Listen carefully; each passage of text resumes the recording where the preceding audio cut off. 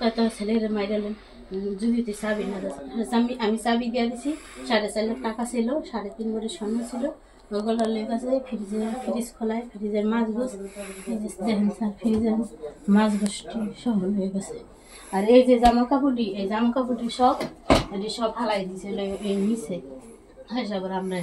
গেছি গা রাত্রে পলাইয়া আর সেই যাবার আমরা ওরা পিড়ে পাড়ায় ভাঙচুর করছে আমরা দরজা মজা লাগাই লেছি দরজা ভাঙে ওরা ঢুকছে দুইটা আলমারি থেকে টাকা নিয়ে গেছে 4.5 লাখ টাকা নিয়েছে 3.5 ভরি স্বর্ণ নিয়েছে আর ঘরে যেই টুকটাক মাল সামান ছিল ওগুলো টাকায় সবগুলো নিয়ে গেছে একটা হলো হিমেল আছে তারপর ওই যে এই জাহিদ আছে তারপর আছে অনেক পোলাপান 30-35 জন পোলাপান আছে তো আবার কি নাম জানি না দেখলে চিনি যে সে বিগত দিনে ডেজার ব্যবসা মাদকের ব্যবসা করত তো তারই একটা ছেলেরে রজবের ছেলেরে পুলিশ সার্চ করছে সে ছুটে যেতে বাধ্য হয়েছে পুলিশ তারে ধরতে পারে নাই সেই জন্য ওই গোরাপি বাড়ি ইসমাইল গোরাপিরে সন্দেহ করে রজব তারে